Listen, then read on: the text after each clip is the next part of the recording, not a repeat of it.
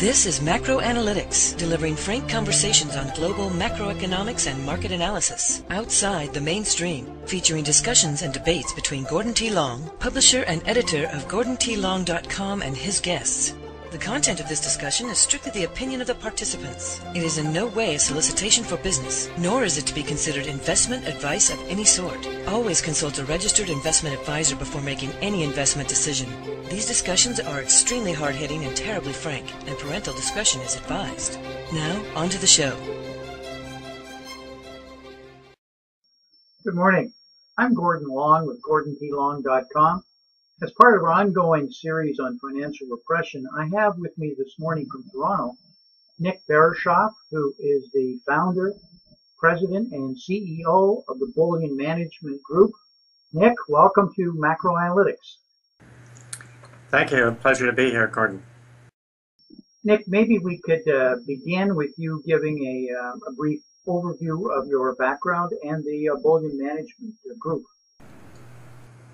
Well, I formed the Bullion Management Group in 1998, but it took me 4 years to create the first mutual fund with our Ontario Securities Commission because it didn't fit the mutual fund criteria. So we ended up having 6 exemptions, and that took 4 years to do. So we launched our first fund in 2002, and that first fund invested equal amounts of gold, silver, and platinum. And it was the first open-end mutual fund trust to do that. And it qualified for our registered accounts, or RSPs. So prior to that, there was no convenient method to invest in bullion in the RSPs. And we also wanted to do it so that the attributes of bullion weren't compromised. So number one, it has the liquidity of bullion itself. It's purchased and redeemed in the bullion markets. Secondly, we don't interfere with the bullion, so we don't hedge, market time, lease, rebalance, or leverage. So all we're doing is providing the mechanism in its purest form to own bullion. We take care that the bullion is fully allocated, stored. We check serial numbers, make sure it's always all there. We do audits, etc. So that was the essence of the company.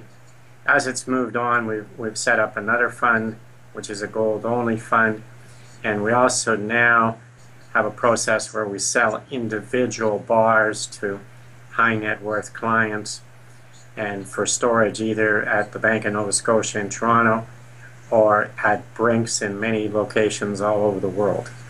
So there's kind of 2 distinct products.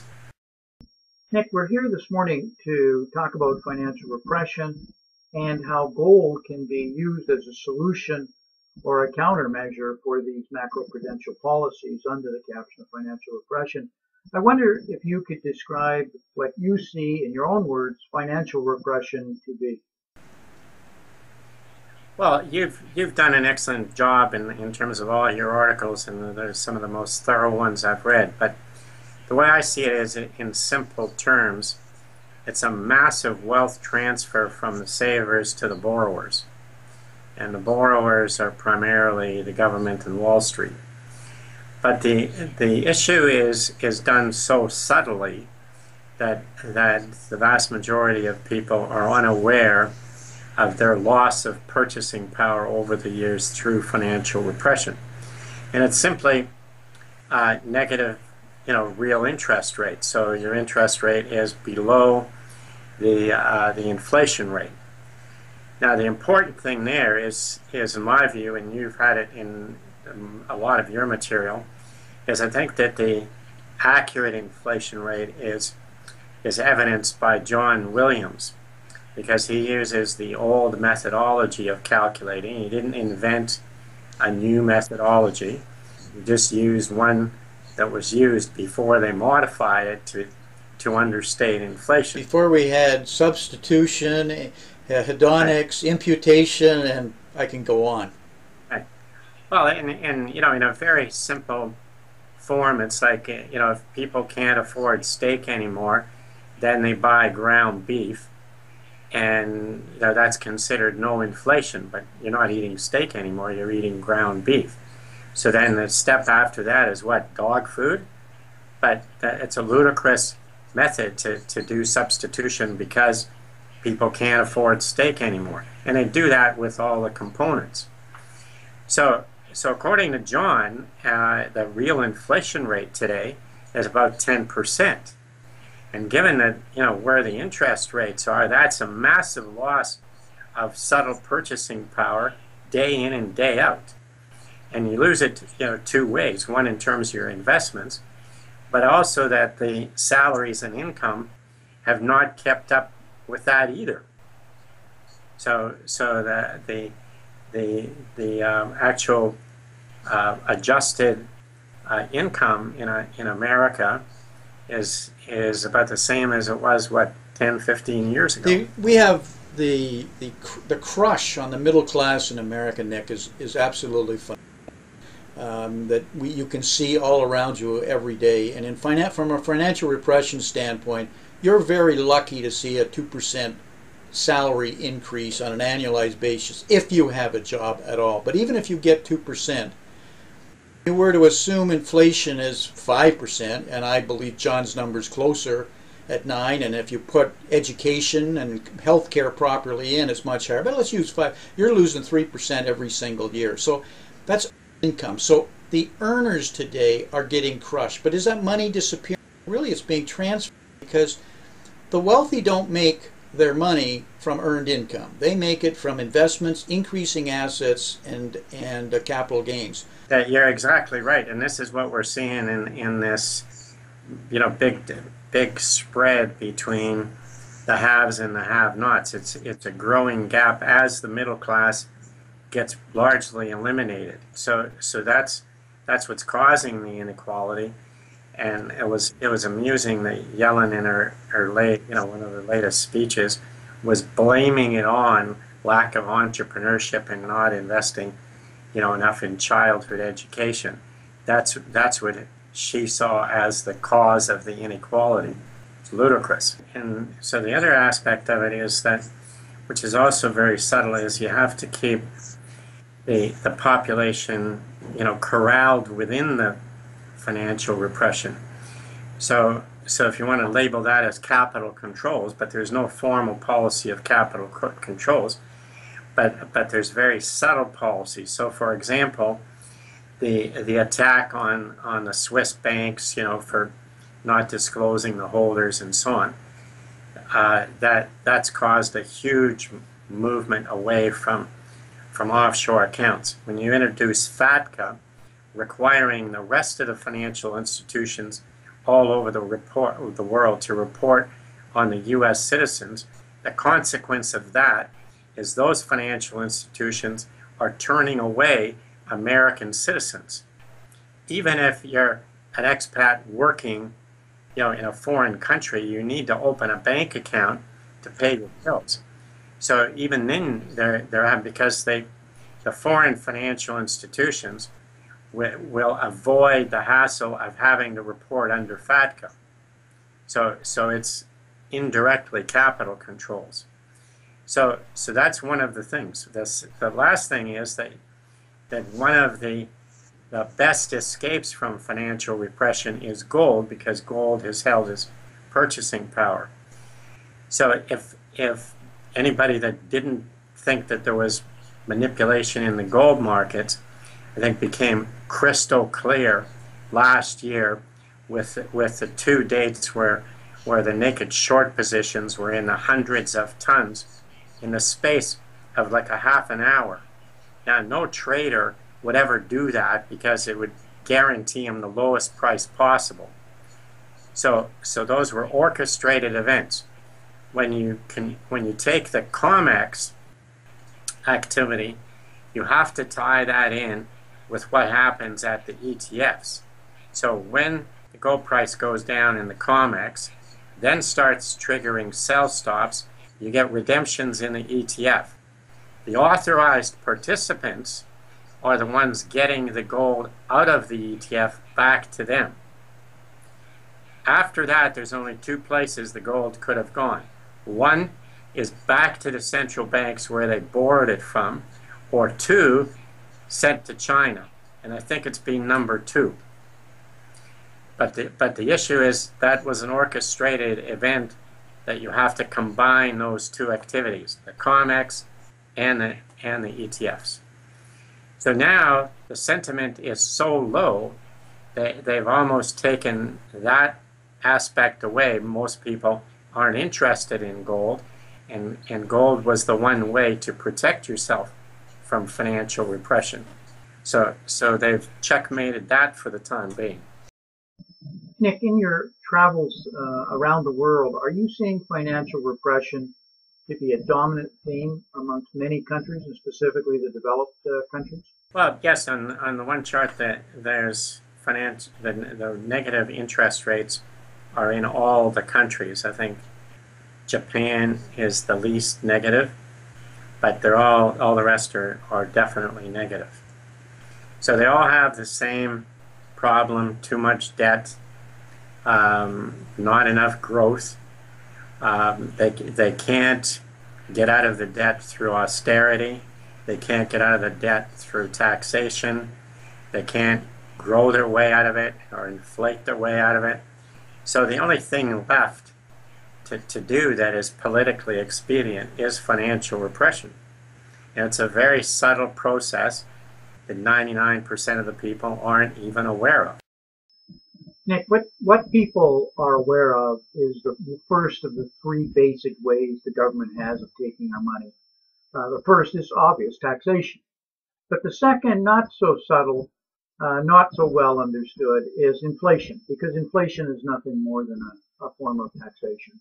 But the third, and this one is the subtle one, and that is negative real interest rates, because that's when you get the transfer of money from the savers to those highly leveraged borrowers who are able to get use of the money first, and the biggest being the U.S. government. It starts with unsound money. That's what propagates this.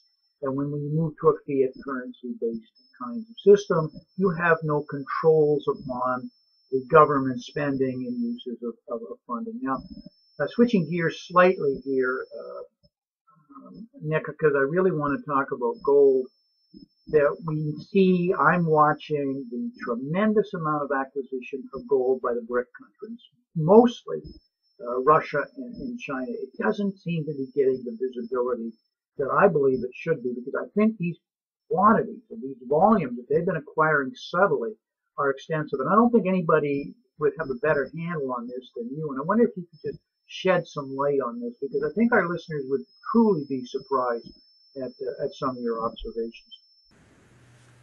Well, this is the thing. One of the main buyers has been China. China's the number one producer of gold, the number one buyer of gold. All their domestic gold production is consumed internally. And in Russia, I think it's 50% of their domestic consumption. Now, the issue that the Chinese, what they do is they accumulate their gold in the sovereign wealth fund that doesn't have to report to anybody. So the central bank gold holdings are not officially reported, and they've held at 1,600 tons.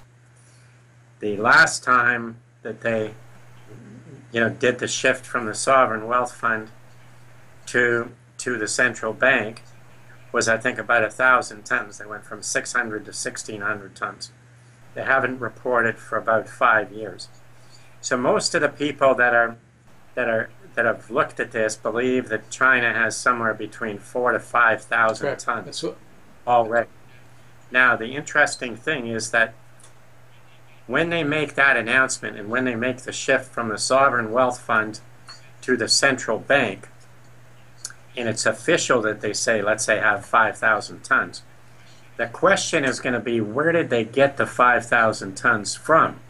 Because if you look at the normal supply-demand statistics by the suppliers of that, it's all accounted for. So where did the 4,000 to 5,000 tons come from? What's not accounted for in those statistics is leased gold. Okay? The IMF in 97, is when they dealt with the supply-demand statistics. you also had a number for leased gold. So you started off is that there's X number of tons leased on January 1st. Then you add the number of leases that were put on during the year, subtract the number of leases that were paid off, and then what's left over, the net amount, has to become part of supply. Okay, that's not reported now. If you put in that as supply, the only place that you can have as an adjusting factor is investment demand, because everything is being accounted for. And investment demand is a fudge factor for whatever is left over. Now the thinking is that there's been at least 1,500 tons net leasing for probably the last 10 years. That's where China's gold came from. That probably is the explanation why Germany cannot audit their gold. They can't even see it. And I think they've backed away. That's right. So something prompted that. So the gold, I think, has been leased from the central banks, and the central bank gold has been, held in the U.S. So it's not there, whether the U.S. gold is there or not. But when this Chinese announcements happens, the mathematicians in the world are going to be adding up the numbers to figure out where did that gold come from. Okay, because all the rest of the supply-demand statistics have been accounted for. So you can't suddenly materialize 5,000 tons out of nowhere. So this is going to be a problem. The other thing is that if you look at the geological survey that the U.S. produces for all, mining and minerals and everything, and shows how much is being mined and how much is exported, there's about 1,000 tons a year that are exported from the U.S. more than have been mined. Where does that come from? It can only be above ground gold. So these are going to, that kind of an issue is going to send shock waves through the system. And right now, because of the manipulation in the gold price, and through indirectly financial repression, because you're trying to corral the investors into government debt, we're gonna have a real issue in the price going up dramatically when that announcement is made.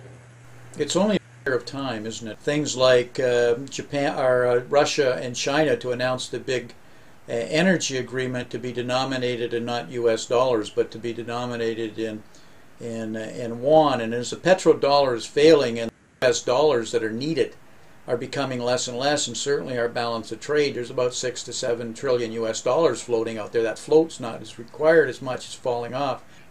Yeah, no, you're absolutely accurate. And it's actually more so than that, because I think China has signed, last I heard, 25 trade deals that adjust in their own currency. And when they did the trade deal, because they do a lot of work with Australia, Australia sending raw materials, China sending finished products, so they're now doing the trade imbalances in their own currencies. So after that deal was signed, the Australian Prime Minister said, well, now that this is signed, we'll be divesting ourselves of most of the US dollar reserves, because we no longer need them anymore. This is the central issue, and the reason I raise it is I think that the trigger point when China makes the announcement, and I would use the word the BRICS together in some consortium, make the announcement, whether it's going to be their World Bank that they're starting to form and fund, but it'll come out of the issue with the US dollar. And hyperinflation is first and foremost a currency event. So when we would see incredible jumps in inflation, it's because the currency is suddenly, it's a flight from the currency, as we saw during our crisis in the 20s.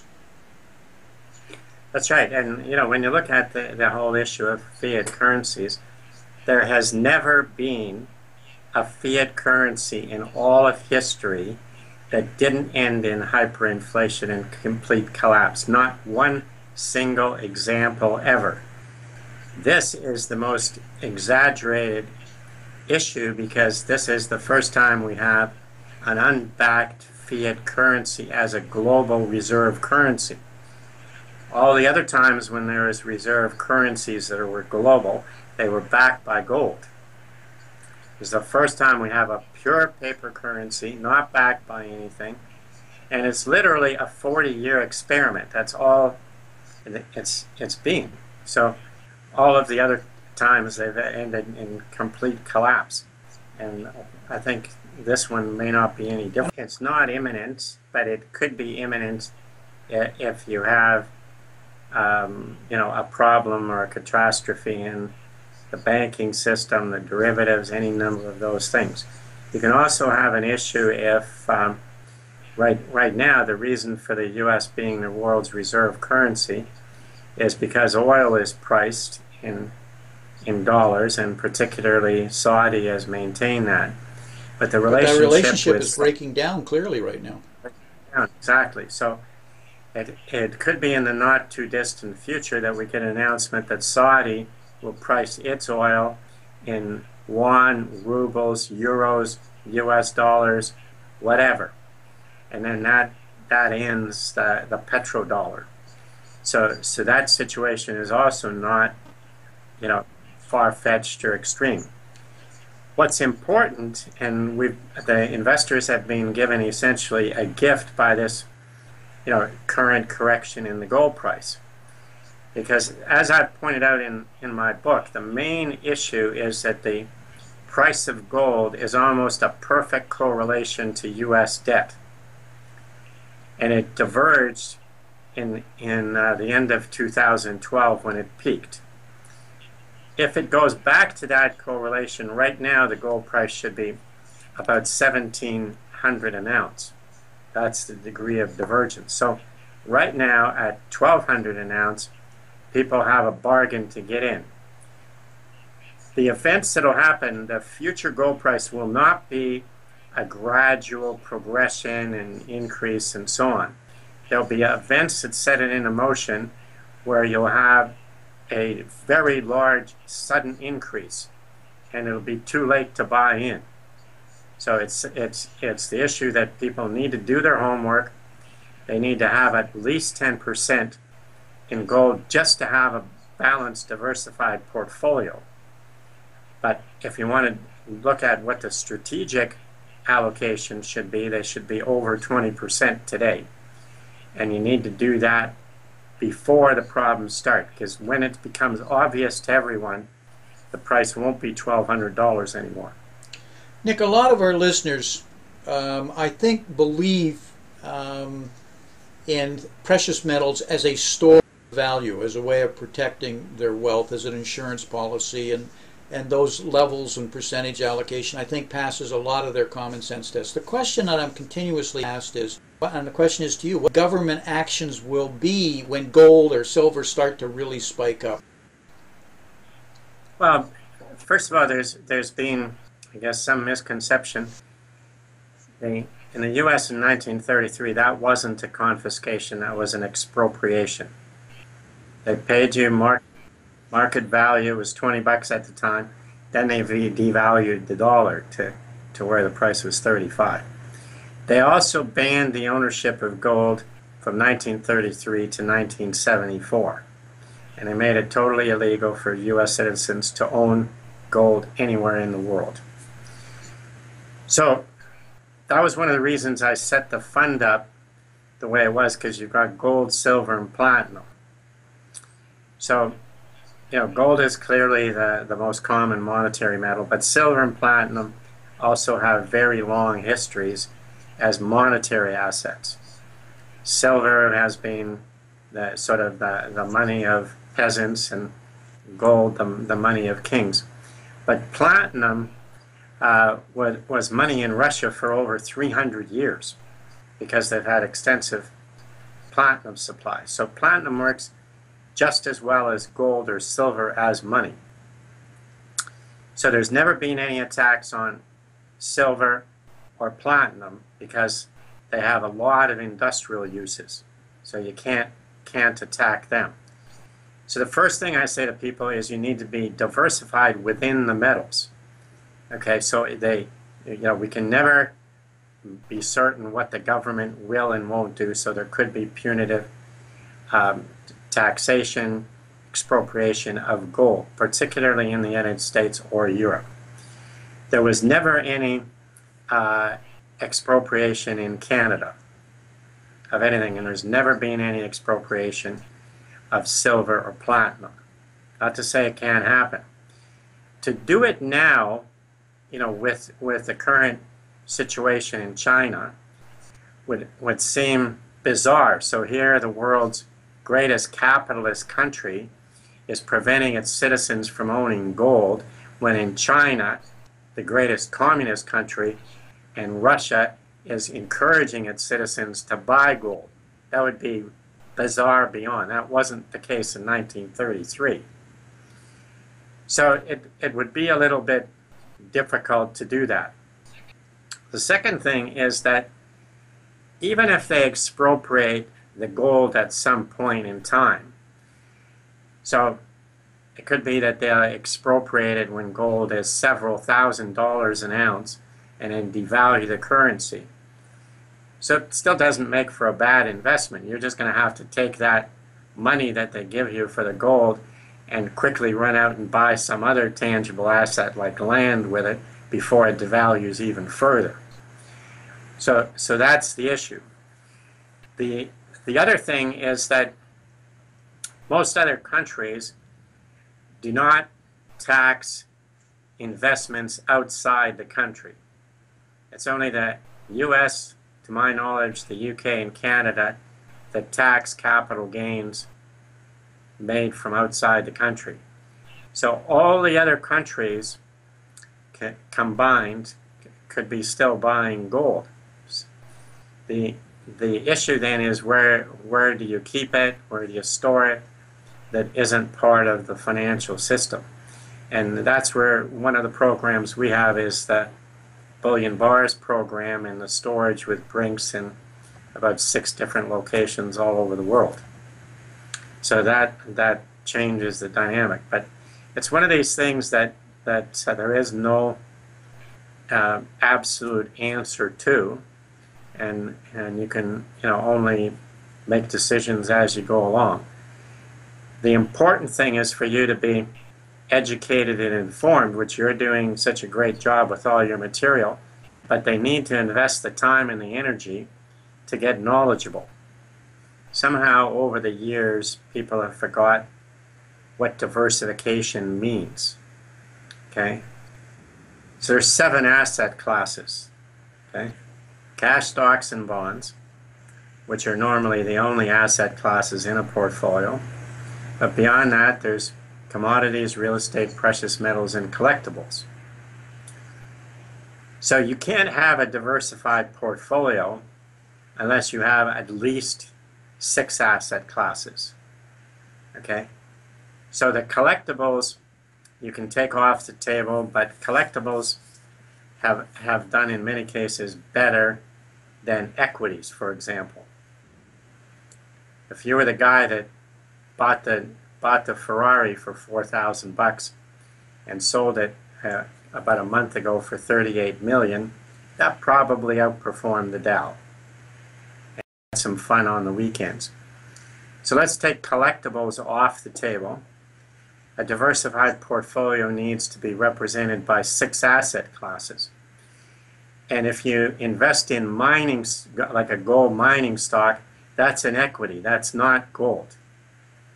Okay, so you have to have, in the precious metals, in bullion, in commodities, the actual commodities, not the producers, and real estate. When you have all 6 asset classes, then you have a diversified portfolio. In 2005, we had Ibbotson do a study for how much gold should be in a diversified portfolio, just to say it's diversified and properly balanced. So it was 6% in a bond portfolio and 17% in an equity portfolio. So if we average the two and say for ease of arithmetic 10%, that's the starting point. That's the no-brainer starting point that every portfolio should have, because if you do that, the volatility of the overall portfolio reduces and the returns increase. It's that simple. After that, you then got to look at what a strategic allocation might be based on current conditions. And I believe that under current conditions, you should have at least 20% to protect the portfolio. Most people have zero. So that's my message. Start with something, and right now you've got an opportunity that's at a distorted low price. Now, what's important, just to finish, when I talk about bullion, I mean bullion. I don't mean a paper proxy or a derivative of bullion. Okay, I mean the physical ownership of bullion. So that's the other thing, because investing in some of the proxies, we have a saying that, you know, in case of a fire, what do you want?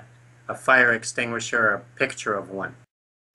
Nick, we have to break now. It's been a great discussion. Could you please tell our listeners how they could learn more about your writings and the Bullion Management Group? Well, our website is bmgbullion.com. We have a newsletter that people can subscribe to. It's free, and we feature important articles, and we do, you know, charts every week and a video of the week. I also have a book called $10,000 an ounce gold that I published about a month before we had the correction in 2013, so timing wasn't the best. But the book gives people a good starting point understanding about gold. I deal with the myths and misconceptions and so on and so forth. So if you don't know much about gold, and even if you do, you know, own a fair bit, I'd encourage you to read the book, 10,000 an ounce gold. Nick, it's been an absolute pleasure having you here today, and I certainly hope you'll come back and join us again, because there's just so much to discuss, especially as things are unfolding so very quickly here. Thank you very much for your time today. Bye. Same too. Pleasure being here. Okay. This has been Gordon T. Long, editor and publisher of GordonTLong.com. New recordings are posted regularly and can be found at GordonTLong.com. New show notifications are available through RSS feed, iTunes, and other social networking venues at GordonTLong.com.